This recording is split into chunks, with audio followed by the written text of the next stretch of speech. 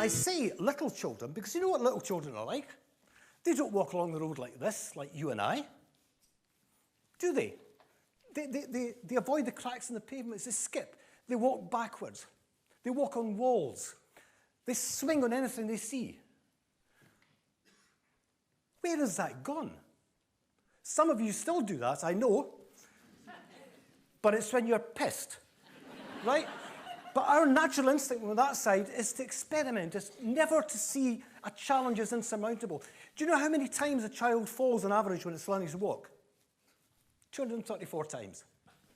How many times did you fall before you said, well, the bolder amongst you will say, I'm not going to be very good at this.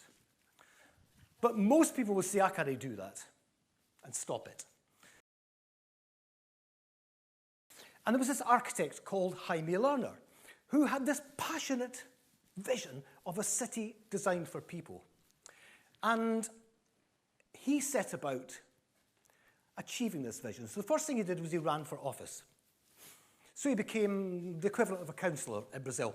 And his vision was so powerful, he became a magnet for people. And he was elected mayor.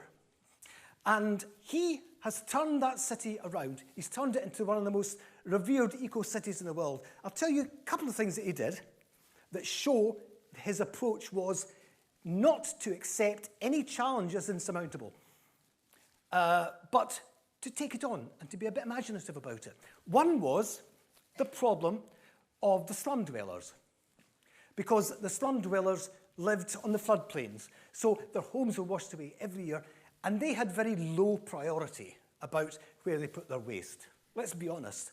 If you're living in abject poverty, recycling is not your number one issue, is it?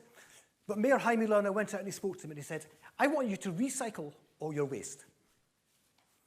And they said, But he said, in exchange, I will give you food and I will give you football tickets.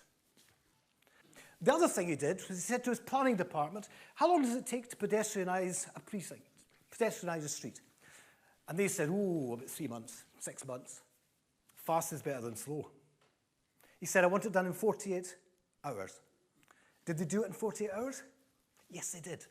And the impact was amazing. Because on the Monday morning, people were sitting on benches, eating their sandwiches. Children were not tethered to their parents' arms. They were relaxing. They were strolling up and down. Children were wandering freely and avoiding the cracks in the pavements and jumping and skipping.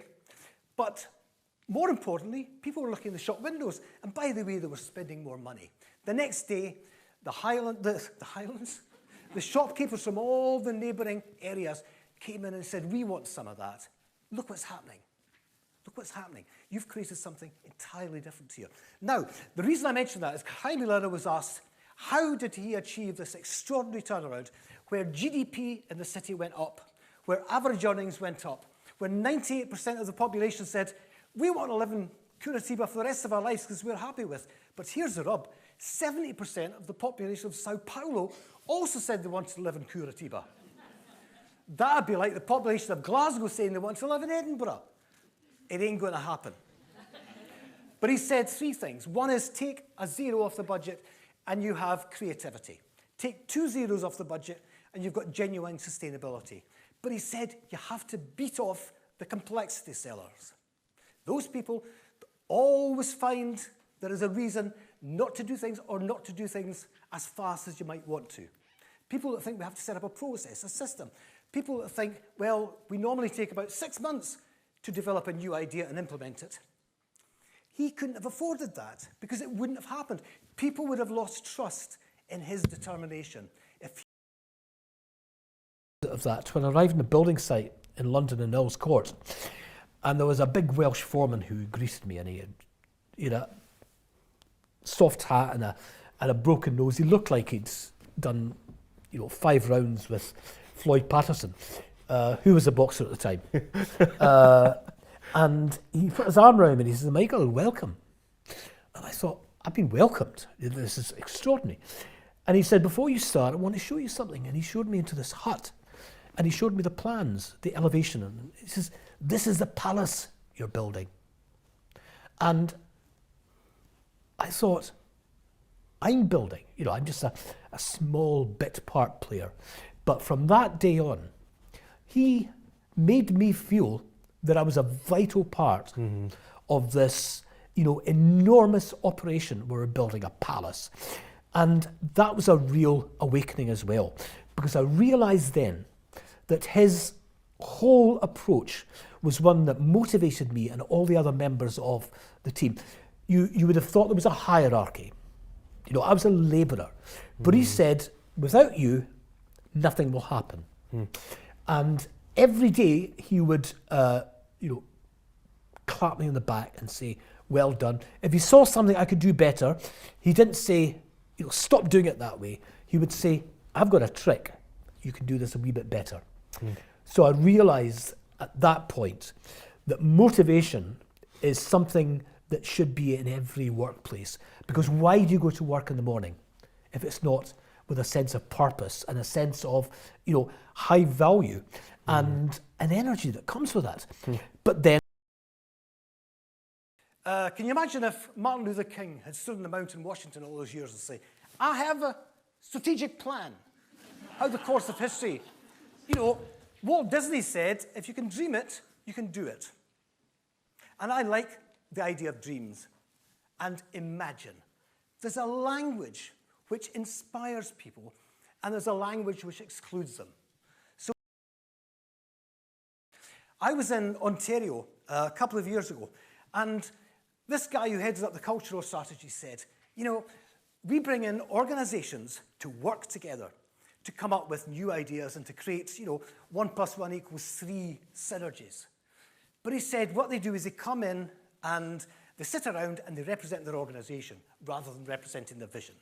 So he said, what we do is we say to them, if you've come to represent your organization, we don't want you here. We want you to come here and lead ideas, to lead us to this vision. Focus on where we want to be. They get right down to it, don't they? They don't say, where's the budget coming from? Or it's, we've got a resource issue here. Or we need 200 GSM paper and a special kind of acrylic paint before we can start. And by the way, it's 4:45, so we're going to put this off till tomorrow morning. Children don't do that. They get down to it straight away. And they designed this beautiful playground in bright colours. And they had a professional designer come in and negotiate with them about the finished design. And the professional designer said, actually, it's lovely. All I would do is perhaps move some things around, just for spatial safety reasons. He said, for example, if you're coming down this amazing chute that you've drawn, you don't want someone on a swing bumping into them. The children says, actually, we do. but he stayed true to the children's design. And then they brought engineering students in from the local college. This is collaboration. And they asked them if they could add value to this playground. And the result is, every time a child uses the playground, using kinetic energy, they're generating electricity for the local community. That's collaboration. the first thing is passion and enthusiasm. The second thing is authenticity. I don't talk about things I don't know about, right? I talk from my own experience, and I might supplement that with things that I've seen and people I've met.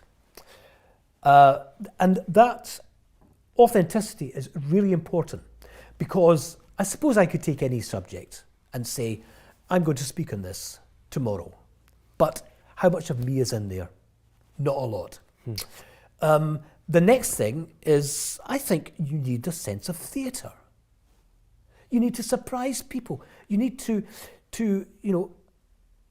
have unpredictability about it, and you need to tell stories. I mean, I equate, standing up and delivering a speech as the same as seeing a great film.